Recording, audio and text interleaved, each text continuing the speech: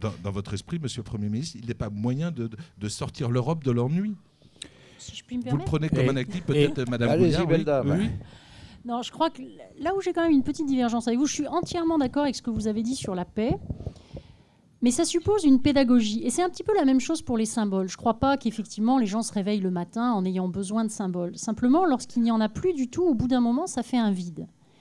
Et je crois que là où il y a une vraie responsabilité de tous les responsables, mais encore une fois, pour moi, c'est autant les éducateurs dans une famille que les responsables politiques, c'est d'inlassablement expliquer, comme on explique aux enfants qu'il y a un certain nombre de choses qu'il faut faire dans la famille pour qu'il y ait un minimum de concorde, etc. Donc je crois que cette demande n'est pas du tout insensée et je crois que faire un peu rêver n'est pas non plus inutile. Et très sincèrement, moi je retiens des 50 dernières années que tout peut arriver, Monsieur le Premier ministre, tout. Y compris, et c'est le sens de mon combat, moi si je ne croyais pas qu'une Europe forte est à portée de la main, j'irai faire autre chose, j'irai gagner de l'argent, je pourrais en gagner beaucoup, là je suis bénévole, je ne le fais pas.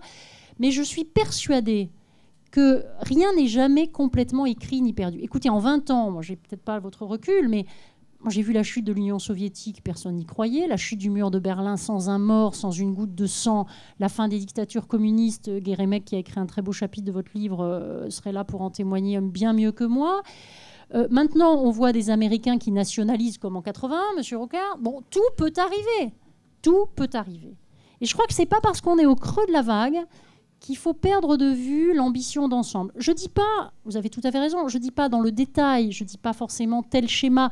Mais moi, quand je relis les pères fondateurs, je n'ai pas l'impression qu'ils avaient des schémas très arrêtés. Je pense qu'ils avaient vraiment l'ambition de construire en Europe quelque chose qui soit politiquement significatif, qui unissent les Européens, qui évitent la guerre, mais qui permettent aussi à l'Europe, et c'est très important, on le voit dans l'introduction du rapport SPAC qui a mené au traité de Rome, on le voit dans les mémoires de Monnet, quelque chose qui permettait à l'Europe de conserver son rang dans le monde. On ne parlait pas à l'époque de mondialisation, mais il y avait un modèle dominant, et dominant et admiré dans les années 50 qui était les États-Unis, il y avait un modèle qui était inquiétant, qui était l'Union soviétique. Et puis, bon, les pays n'émergeaient pas, mais il y avait quand même le reste du monde, pour lequel notamment Robert Schuman avait beaucoup de sensibilité. Donc moi, je crois qu'effectivement, peut-être qu'une certaine forme d'intégration n'existait pas, mais moi, je me bats toujours pour une intégration poussée, politique, démocratique, et franchement, je ne donne pas les clés de l'Europe aux Britanniques. On va voir un peu s'ils font encore les malins après la chute de la place financière de Londres. On va voir un peu comment nos gouvernants vont réagir. Et je crois qu'il y a des éléments de rebond. Je signale par exemple que le Parlement italien a ratifié le traité de Lisbonne à l'unanimité des deux chambres. À l'unanimité des deux chambres. Le président italien s'est engagé pour ça. Enfin, il y a encore des gens qui croient à l'Europe. Et avec cela, il y a peut-être quelque chose qui va redémarrer. En tout cas, on va essayer d'y travailler.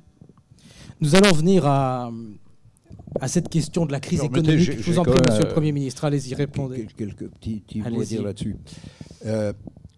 Chaque fois que l'occasion se présente de parler de l'Europe et de l'évoquer, je replaide la cause et je continue. Chaque fois qu'au Parlement européen, il y a invoqué un texte qui apporte un peu plus d'intégration, je le fais. On est donc sur la même ligne. Je n'ai pas perdu cette vision. Mais j'aime pas être vaincu trop souvent. Le fait d'interdire à l'Europe de faire de la politique étrangère, c'est-à-dire d'exiger d'abord qu'il n'y ait pas de politique étrangère, mais des actions communes de politique étrangère. On en a fait 450.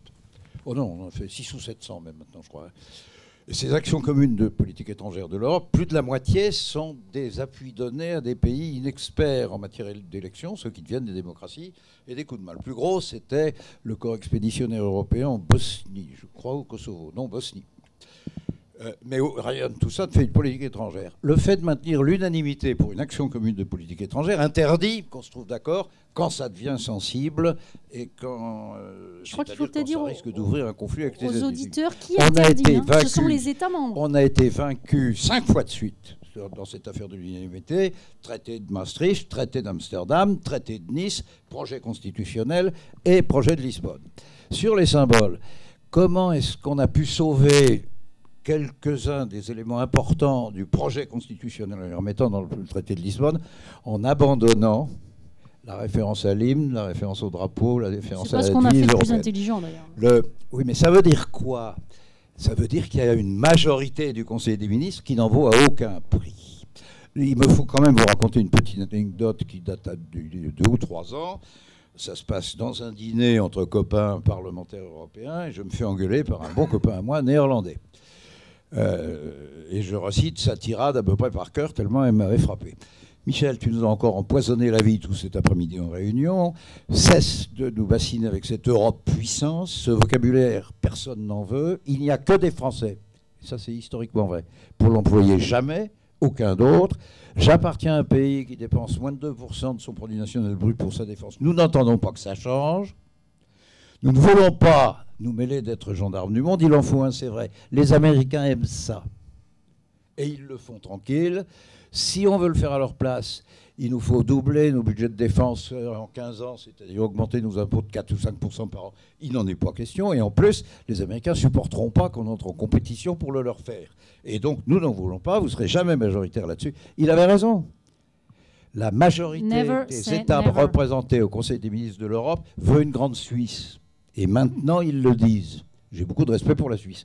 Mais la Suisse, c'est un égoïsme de riches gérant en commun les affaires communes, avec le souci de s'occuper le moins du monde, du reste du monde, et de le laisser rentrer chez soi. Il faut ouvrir les yeux, simplement. Et donc, j'essaye de faire... Mais c'est un peu une conversation stupide, tout ça.